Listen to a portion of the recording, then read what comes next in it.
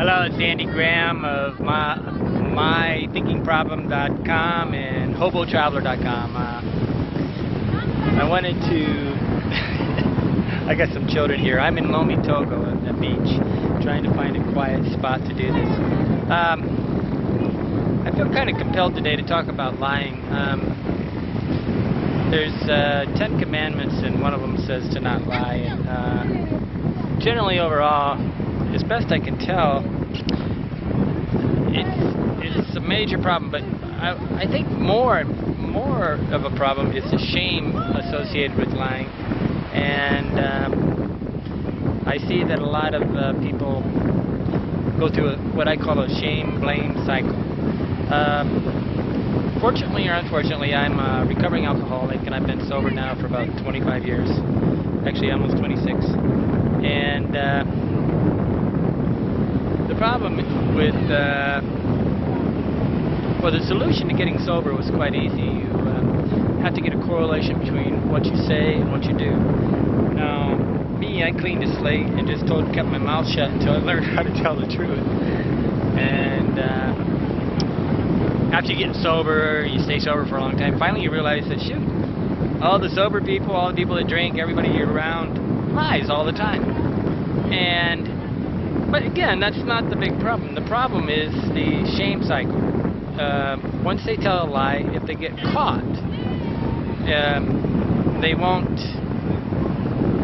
they feel shame and they blame themselves or whatever, and basically they avoid you. So the only way to avoid,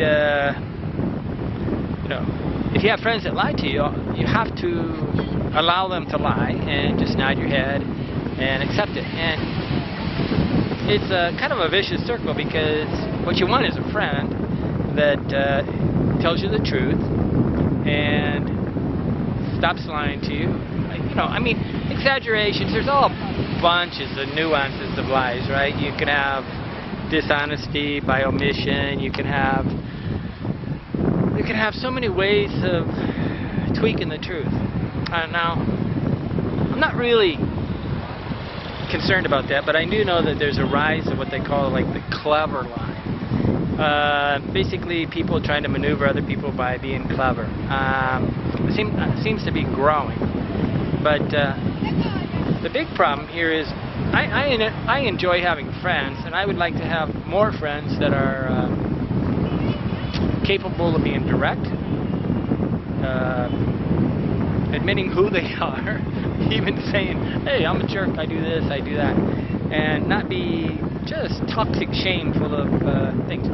Religion is, in some ways, a horrible thing, because people learn all these rules on what they're not supposed to do, and then they constantly disobey them, and then they go into the shame, and then they blame themselves. Now, what happens is when you call somebody a liar, or you catch them lying, and you don't overlook it, which the only way to have an intimate relationship is to not overlook it.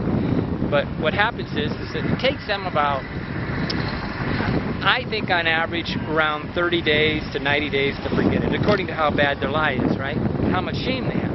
Some people can lie to you and forget about it the next day. That's not exactly the best person on the planet. You want to have somebody that takes at least a week, if not more. But, ideally, what you would think would happen would be a person would say, okay, you catch him in a lie. Then you say, he comes back a week later and says, I'm sorry, and I won't do it again. And then they change. But I think less than 1 out of 100 people actually ever gets a correlation between saying they're sorry and asking for forgiveness and actually do it. And again, I see this as almost a religious problem, because what happens is they believe when they ask God for forgiveness, they're forgiving, and they can actually go do it again. And they don't get the idea that atonement or life without change is shouldn't be forgiven in a way. I'm not going to be a Christian. I don't really give a crap about this. What I want is a solution where people actually say they're sorry, and then change, and become a new person. Now,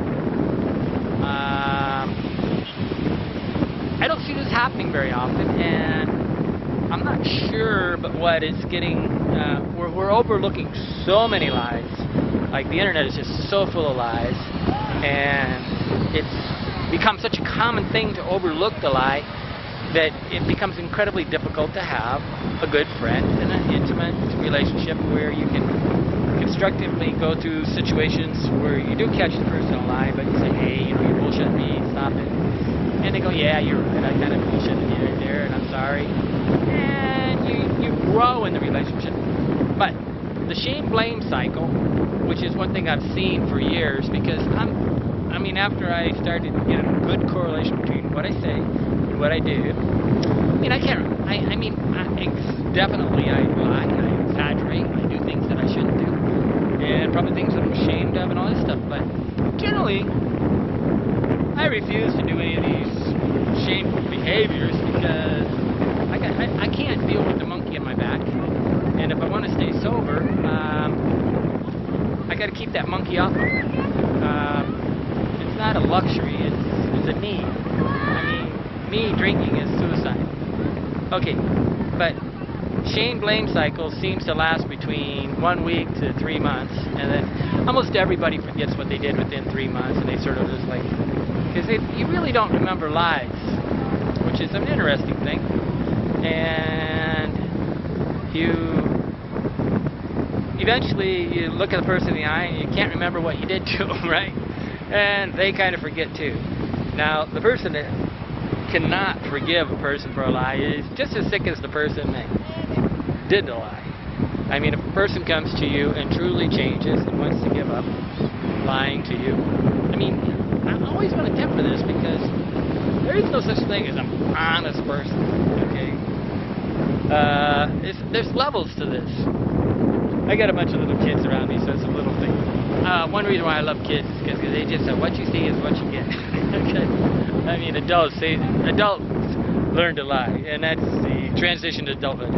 But it's not, you would think that we could all be like children and keep the lies to a minimum, but that's not a goal in life. That's really, I see most people as having the goal of trying to be more clever and more manipulative and telling things more indirectly and making what they think is believable lies. And what's interesting is people want to be lied to. But, okay, what I'm interested right now today, and I'm talking about this because I want to talk about the blame cycle. I want you to realize that when you blame somebody, you say they lied to you, they go into shame, and it takes them between 7 days and 90 days to forget what they did. And so you just basically got to sit and wait. Now, how do you forgive this person? The person has to come back to you and remember their lie and say, hey, I did this. I did. Now, if they're just somebody you really don't care about, they're just a sociopath, basically they just go in this loop all the time and they just keep coming back to you every time they forget. And there are people that are, I have some very good friends that are just natural born liars. And I'm not saying I'm good friends with them. What I'm saying is they're funny. And I weigh people by how much they make me laugh, not how much they tell me the truth. There's not very many people that will help me move, okay? I can count them on one hand for sure. But you got different levels of enjoyment with people. Okay, blame cycles between 7 days and 90. The person has to try to atone themselves. If you want them to be a friend, they should say, I'm sorry. And they should come to you and actually try to change. In divorces, this is a very big problem because one of the parties in the divorce will always be doing something over and over and over again. Finally, it's the last straw that breaks the back and they get divorced. And I'm hoping someday that the world understands all these blame cycles. I have the website My Thinking Problem, which is saying that all my problems in life are about my thinking, right?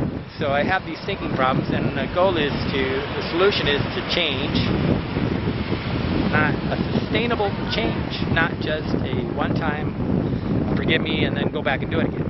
And I think religions really let down the ball because they no longer shun people. They don't sit there and say you have to stop this thing. They just basically just keep overlooking it. And Oftentimes, I think the Islamic religion has like 2,000 rules. Jewish people have all these rules. They're just inundated with shame, and some people just learn to be immune to shame, right?